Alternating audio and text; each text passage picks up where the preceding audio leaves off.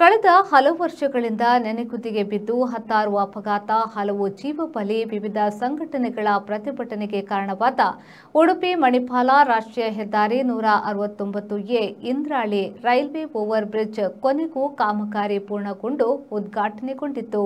ಕೇಂದ್ರದ ರಾಜ್ಯ ಖಾತೆ ರೈಲ್ವೆ ಸಹಾಯಕ ಸಚಿವ ವಿ ಸೋಮಣ್ಣ ಅವರು ನೂತನ ಬ್ರಿಡ್ಜ್ ಅನ್ನು ಉದ್ಘಾಟಿಸಿದರು.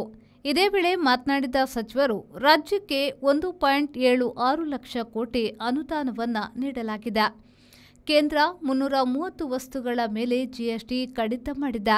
ರಾಜ್ಯ ಸರ್ಕಾರ ಬದಲಾವಣೆ ಆಗಬೇಕಿದೆ. ಅಭಿವೃದ್ಧಿ ಕೆಲಸ ಬಿಟ್ಟು ಬೇರೆಲ್ಲ ಕೆಲಸ ಮಾಡುತ್ತಿದ್ದಾರೆ. ಜನರ ಕೆಲಸಕ್ಕೆ ಯಾವುದೇ ಆದ್ಯತೆ ನೀಡುತ್ತಿಲ್ಲ ಎಂದು ಇದೇ ವೇಳೆ ಸಚಿವರು ಹೇಳಿದರು. ಬಂದ ಕರೆಯಲ್ಲಿ ಸಾಮಾನ್ಯರಿಗೆ ನಾಳೆಯಿಂದ ಪ್ರಾರಂಭವಾಗ್ತಾ ಇದೆ.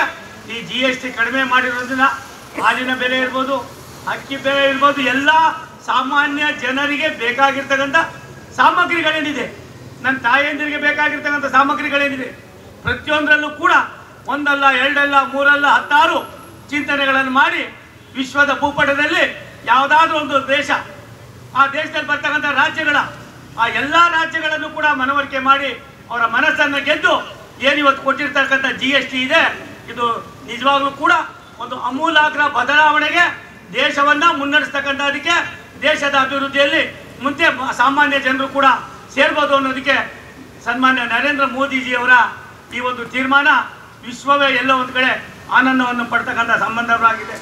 ಈ ನಿಟ್ಟಿನಲ್ಲಿ ನಾನು ತಮ್ಮಲ್ಲಿ ವಿನಂತಿ ಮಾಡೋದಿಷ್ಟೇ, ಕೇವಲ ಸೇತುವೆ ಒಂದಲ್ಲ, ಇಂಥ 100 ಸೇತುವೆಗಳ ಜೊತೆಯಲ್ಲಿ ಕೇಂದ್ರ ಸರ್ಕಾರದ ರೈಲ್ವೆ ಇಲಾಖೆ ಮತ್ತು ಭಾರತ ಸರ್ಕಾರದ ಸನ್ಮಾನ್ಯ ನಿತಿನ್ ಗಡ್ಕರಿ ಅವರು ಮಾಡಿರ್ತಕ್ಕಂಥ ಯೋಜನೆಗಳು, ಅವ್ರ ತೀರ್ಮಾನಗಳು, ಈ ತೀರ್ಮಾನಗಳನ್ನು ನಾವು ನೋಡಿದಾಗ 1,76,525 ಕೋಟಿ ರೂಪಾಯಿಗಳನ್ನು ಈ 11 ವರ್ಷದಲ್ಲಿ ಕರ್ನಾಟಕ ಕೊಟ್ಟಿದ್ದೀವಿ. ಸುನೀಲ್ ಕುಮಾರ್ ಅವರು 1,76,525 ಕೋಟಿ ರೂಪಾಯಿ.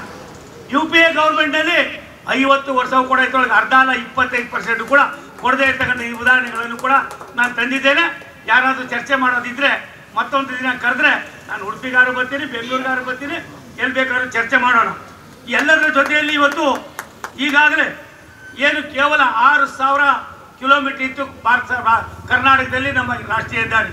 ಇವತ್ತು ಈ ಸಂದರ್ಭದಲ್ಲಿ ಸಂಸದ ಕೋಟಾ ಶ್ರೀನಿವಾಸ್ ಪೂಜಾರಿ, ಶಾಸಕರಾದ ಯಶ್ಪಾಲ್ ಸುವರ್ಣ, ಸುನಿಲ್ ಕುಮಾರ್, ಗುರ್ಮೇಜ್ ಸುರೇಶ್ ಶೆಟ್ಟಿ, ಕಿರಣ್ ಕುಮಾರ್ ಕೊಡ್ಗಿ, ಗುರುರಾಜ್ ಗಂಟಿಹೊಳೆ, ಮಾಜಿ ಸಚಿವ ಪ್ರಮೋದ್ ಮಧ್ವರಾಜ್, ಜನಪ್ರತಿನಿಧಿಗಳು, ಅಧಿಕಾರಿಗಳು ಭಾಗವಹಿಸಿದ್ರು. Srijith, V4 news, Udupi. Vasudeva Stores, store for your inner needs. Visit us to find trendy innerwear from major brands.